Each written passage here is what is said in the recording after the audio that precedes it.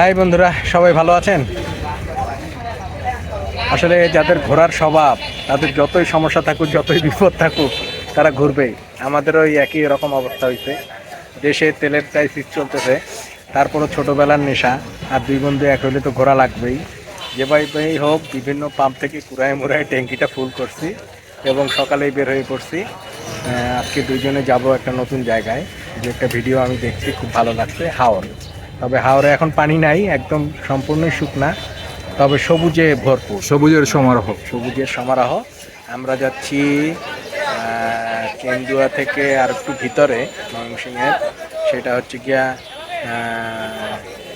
কালিয়াঝুরি সম্ভবত জায়গা, কালিয়াঝুরি। হ্যাঁ, কালিয়াঝুরি জায়গা। এবং এইটার ভিডিও আমি দেখছিলাম দুইটা পোস্ট, এবং খুবই সুন্দর লাগছে যে হাওরের ভিতর থেকে রাস্তা, দুই থেকে ধান ক্ষেত। তো আমরা যাই, দেখি কেমন লাগে। আজকে সকালেই বের হয়ে আসছি, যতক্ষণ তেল আছে এইভাবেই চলতে থাকবে। তেল না থাকলে আমরা পানি দেবো, পানি ঢুকাবো। দেখা যাক কি করা যায়। তো চলো, আমরা এই মুহূর্তে আছি কোথায়? নান্দাইল চৌরাস্তা। নান্দাইল চৌরাস্তা। এখান থেকে একটু ব্রেক দিয়েছিলাম, এখন আবার এখান থেকে রওনা দিব কেন্দুয়ার উদ্দেশ্যে। এবং কালিয়াঝুরি হাওর আপনাদেরকে দেখাবো, সেখানকার সৌন্দর্য। চলুন আমাদের সাথে, দেখা হবে ওইখানে।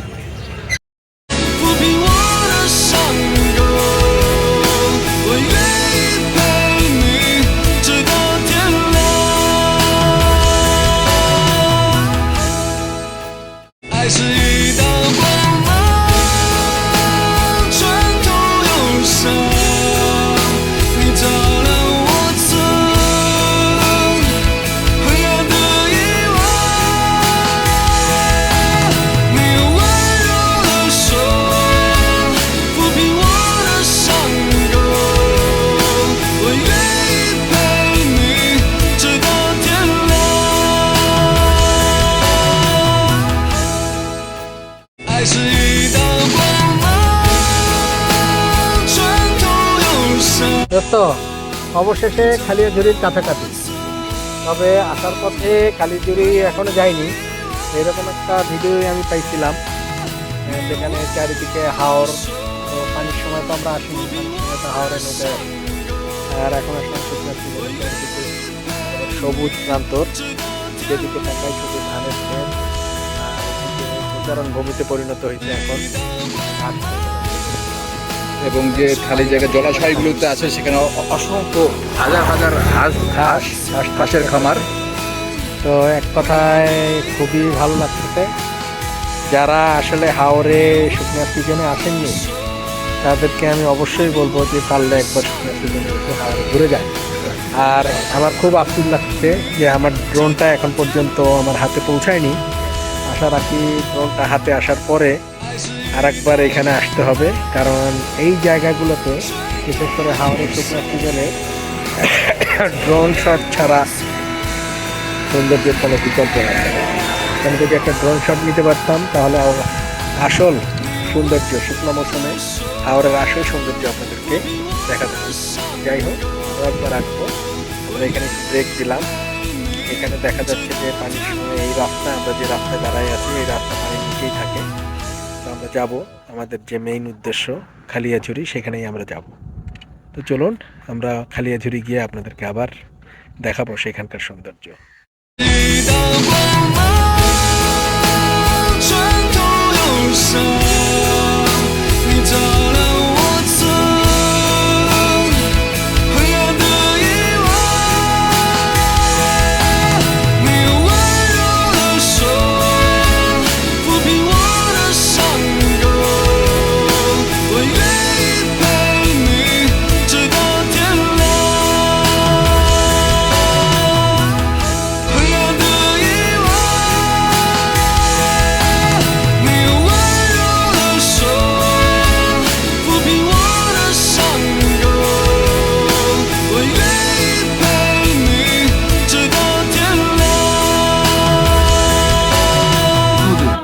ধনু নদী।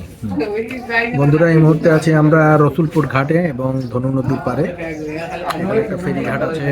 তো আমরা যেতে চেয়েছিলাম কালিয়াঝুরি, ফেরিতে পার হয়ে ওই পাশে যেতে হবে। দুপুরের খাবার খেয়ে নিচ্ছি আমরা। এখানে আমরা করলা ভাজি পেয়েছি, গরম ভাত এবং হাওড়ের নদীর মাছ, ছোট মাছ, ধনু নদীর। আপাতত এখন যেহেতু শুকনার সিজন, এই কারণে মাছের পরিমাণটা কম। তারপরও নদীর মাছ এখান থেকে খাবো। আর আমরা বোধহয় খালি ধরে আর যাচ্ছি না, আমরা এখান থেকে ব্যাক করে চলে যাব নেত্রকোনা, অথবা যদি পারি সম্ভব হয় তাহলে কমলাকান্দা। আমরা রাতে থাকবো আজকে, আর মানুষের ফিরতেছি না, এটাই আমাদের চিন্তা ভাবনা। যদিও সাথে রাতে থাকার প্রিপারেশন নিয়ে আসিনি, তারপরে দেখা যাবে। আমরা খাওয়া দাওয়া করতেছি, খাওয়া দাওয়া করে একটু ঘাটে ঘোরাঘুরি করে তারপরে আবার ব্যাক করবো।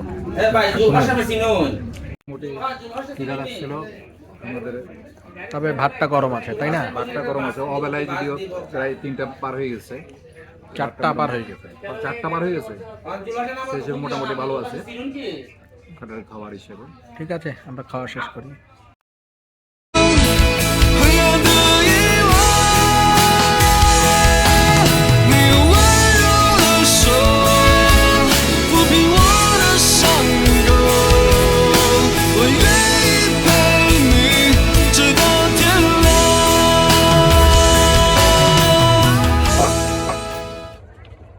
বন্ধুরা, এই মুহূর্তে আমি দাঁড়িয়ে আছি রসুলপুর ঘাটে।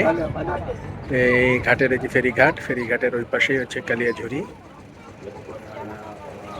উপজেলা। তো এখানে যাওয়ারই কথা ছিল, কিন্তু দেখলাম যে সবই একই রকম। এই কারণে যেহেতু আমাদের ব্যাক করতে হবে, হাওড়ার রাস্তা অপরিচিত রাস্তা, এই কারণে আমরা এখান থেকেই ব্যাক করবো, খালি যদি আর যাওয়া হবে না। তো নেক্সট টাইম যদি আসি কখনো, তখন এখানে যাওয়ার চেষ্টা করবো। তো বেলা পড়ে যাচ্ছে, আমরা এই রসুলপুর ঘাট থেকে এখনই বিদায় নেব। আমরা যতদূর পারি আজকে যদি নেত্রকোনা অথবা মোহনবাজার যেতে পারি, তারপরে কালকে কলকাতা যাওয়ার পরিকল্পনা আমাদের আছে। কালকে হয়তো আমরা কলকাতা করব। বিদায় নেই, দেখা হবে আবার। ভালোই লাগলো ট্যুরটা, 1 মিনিটের জার্নি। আপনারাও আসেন, এসে করে যান আপনারা।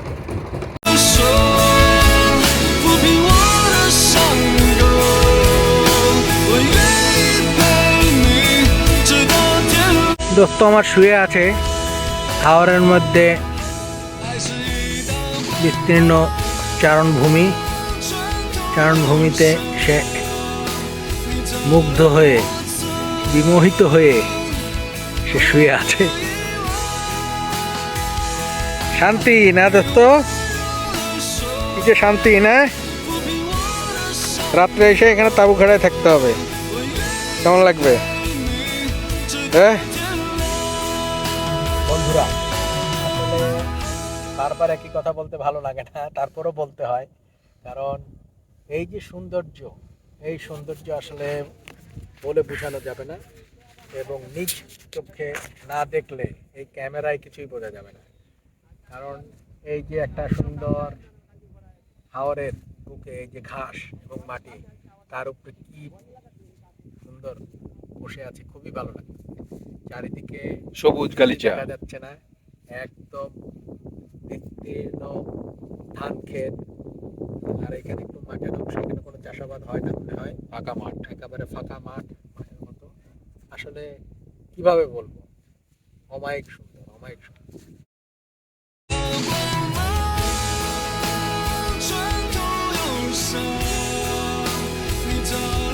আমরা এখন রীতিমতো বাংলাদেশের সুইজারল্যান্ডে প্রায় পৌঁছে গেছি। এক নয়নাভিরাম সৌন্দর্যের লীলাভূমি কমলাকান্দা। চমৎকার। হাই, শুভ সকাল বন্ধুরা। সকাল সকাল বের হয়ে পড়লাম কলমাকান্দা থেকে পাটগাঁয়ের উদ্দেশ্যে। গতকালকে রাত্রে এসেছিলাম কলমাকান্দায়, আমরা নেত্রকোনা যাইনি, যেহেতু মোহনগঞ্জ হয়ে আসছিলাম এই কারণে। তো রাতে খুব বৃষ্টি হয়েছে এবং সকালেও বৃষ্টি ছিল, ভাবছিলাম যে ওয়েদার বোধহয় আমাদের পক্ষে হবে না। তো এখন বৃষ্টি মোটামুটি বন্ধ এবং ওয়েদারটাও একটু ঠান্ডা ঠান্ডা। এটা ঘোরার জন্য একটা বেস্ট ওয়েদার। তা আমরা যাব সেই পাঁচগাঁও, ওই পাহাড়গুলো দেখতে পাচ্ছেন, সেই পাহাড়গুলোর কাছেই, এবং আপনাদেরকে এই পাহাড়ের সৌন্দর্য দেখাবো। চারিদিকে সেই পাহাড় এবং দূরে পিছনে যেটা দেখতে পাচ্ছেন বড় পাহাড়, সেটাই গারো পাহাড়।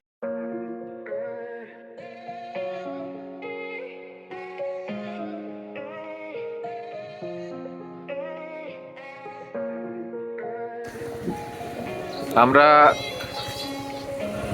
কমলাকান্দা থেকে পাঁচগাঁও আসার উদ্দেশ্যে যে আপনাদের খুব সুন্দরভাবে রাস্তা এবং রাস্তার ভিডিও দেখাচ্ছিলাম, কিন্তু প্রায় 2-3 কিলো আসার পরই আমরা আবার দেখতে পেলাম যে রাস্তা সেই দুর্বিষহ অবস্থা এবং সেখানে বৃষ্টিতে পানি জমে আছে। অনেকটা যুদ্ধ বিগ্রহ পার করে অতিক্রম করে যাওয়ার মতো আমাদের এই অবস্থা। আমরা দুঃখ প্রকাশ করছি যে আগে আমরা জানিয়েছিলাম যে আমরা মনে করেছিলাম যে রাস্তাটা হয়তো পাঁচগাঁও পর্যন্ত এরকমই থাকবে, কিন্তু আশা করছি খুব অচিরেই হয়তো এই রাস্তা তৈরি হয়ে যাবে এবং পাঁচগাঁও পর্যটন নগরীতে তৈরি হবে। না না, পাঁচগাঁও কোন দিকে? এইদিকে এইদিকে আমি নেমে যাই। আমরা আবারও সেই ঘোড়ার গাড়ি এবং সেই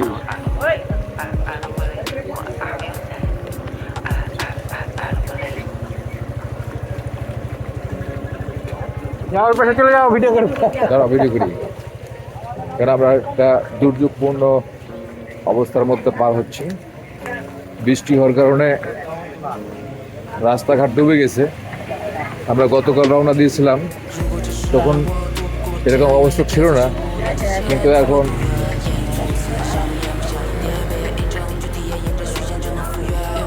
রাস্তাঘাটের বেহাল দশা। হ্যাঁ, চলে আসো।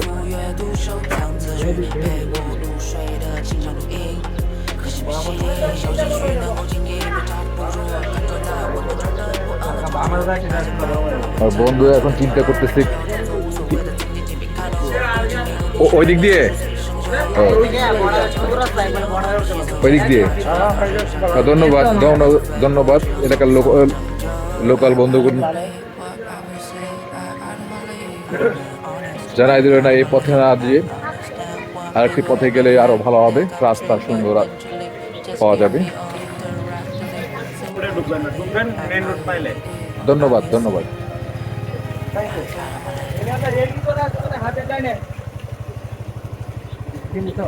হ্যাঁ বুঝিয়ে নিছ এই তো লেসু খাইব লেসু।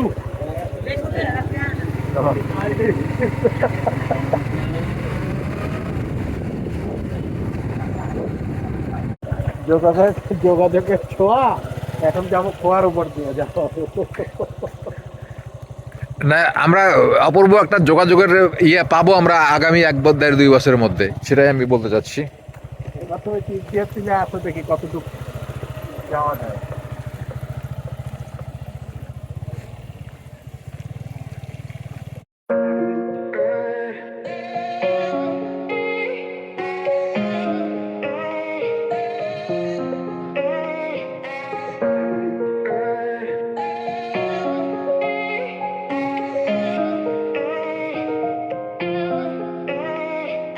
如果这是我渡不过的劫，愿意给自己5年期限作为赌约。演绎初次像烟雾下的蝶，别印证具体验，沿着虚线就能赴约。也不潦倒珍惜，挂断会觉得可惜，反复阅读收藏字句，陪我入睡的经常录音。可惜没洗脸，好不容易。 এখন আমরা রাস্তা কোন দিক দিয়ে পার হব, পানি কোন জায়গায় বেশি, মোটরসাইকেল ডুবে যাবে না উল্টে যাবে আমরা বুঝতে পারতেছি না। আমরা এলাকার একটি লোকাল মোটরসাইকেল দেখতে পাচ্ছি, সে কোন দিক দিয়ে পার হয় সেই অনুযায়ী আমাদেরকে পার হতে হবে। হ্যাঁ, আচ্ছা জায়গা আমরা রাস্তা চিনে গেছি।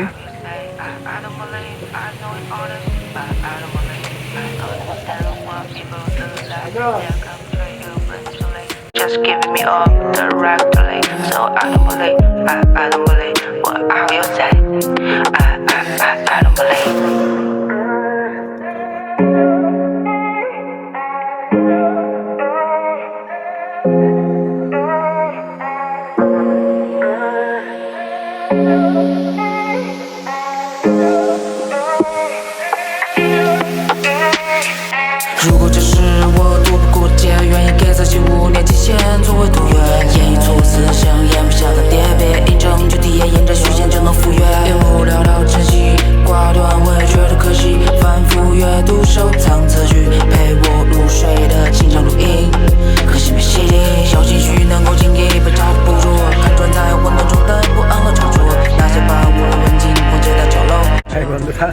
অবশেষে চলে আসলাম সেই পাঁচগাঁও চন্দ্রডিঙ্গা পাহাড়ের পাদদেশে।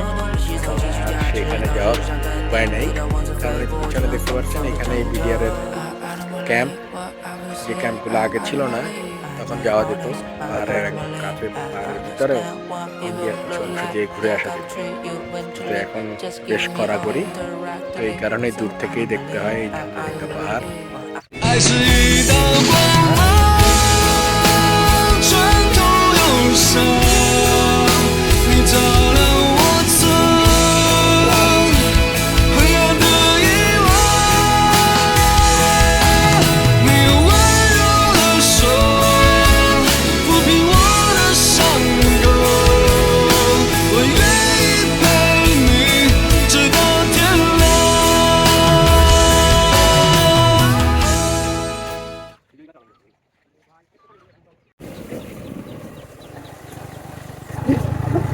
এদিকে ইন্ডিয়ান মাল খুব আসে।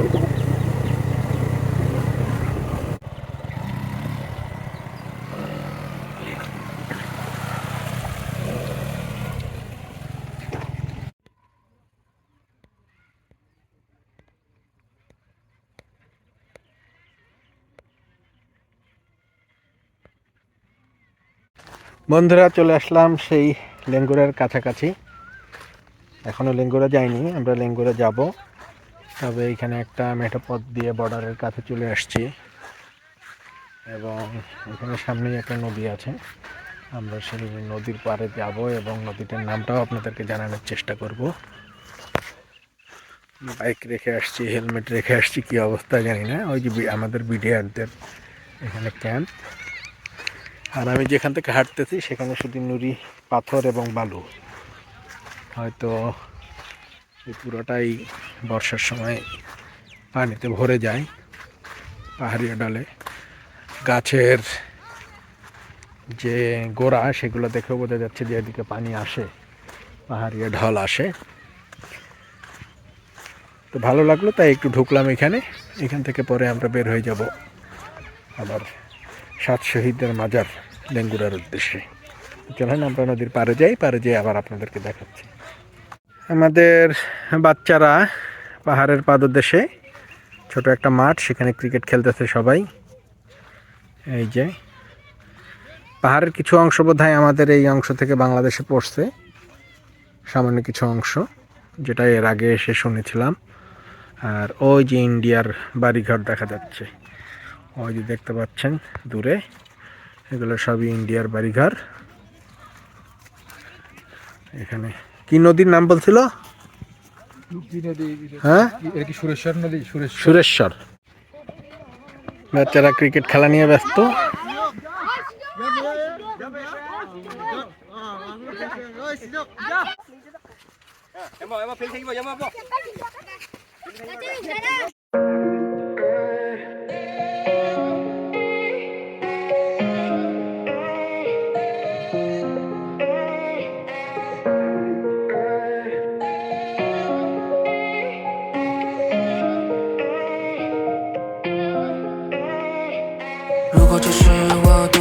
界，愿意给自己5年期限作为赌约，演绎初次像烟雾下的蝶，别印证具体验，沿着虚线就能赴约，烟雾缭绕晨曦。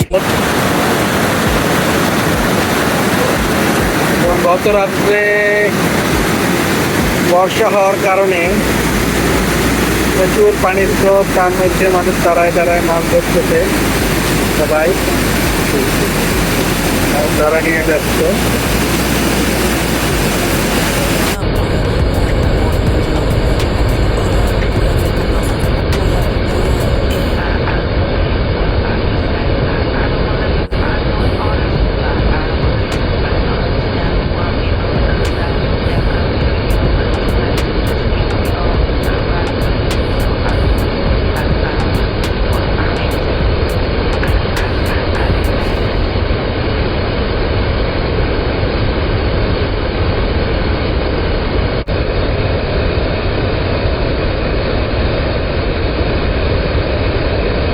বন্ধুরা, আমরা এই মুহূর্তে চলে আসলাম লেঙ্গুরার 7 শহীদদের সেই মাজারে। আমাদের আজকের ট্যুর প্ল্যানের শেষ গন্তব্য এটা। আগে এই পর্যন্তই হোন্ডা নিয়ে আসা যাইতো, কিন্তু এখন বেশ কড়াকড়ি বিডিআররা বাইরে হোন্ডা রেখে এখানে আসার সুযোগ দিয়েছে। এর আগেও ভিডিওতে দেখাইছি আপনাদেরকে যে শহীদদের সমাধি, এখানে লেখা আছে তাদের নাম এবং কে কে আছে দেখেন।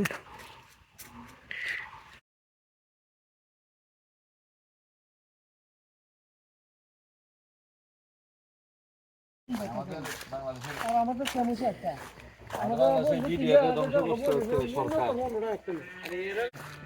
1172 নম্বর সীমানা পিলার এবং এই পাশেই হচ্ছে গিয়া ইন্ডিয়ার 1172 নম্বর সীমানা। বন্ধুরা, এই মুহূর্তে আছি লেঙ্গুরায় এবং লেঙ্গুরার 7 শহীদের মাজারের পাশে। আমি কিন্তু দাঁড়িয়ে আছি ইন্ডিয়ার মাটিতেই, অর্থাৎ পিলার অতিক্রম করে কিছুটা অংশ ভিতরে ঢুকেই গেছে ইন্ডিয়ার ভিতরে।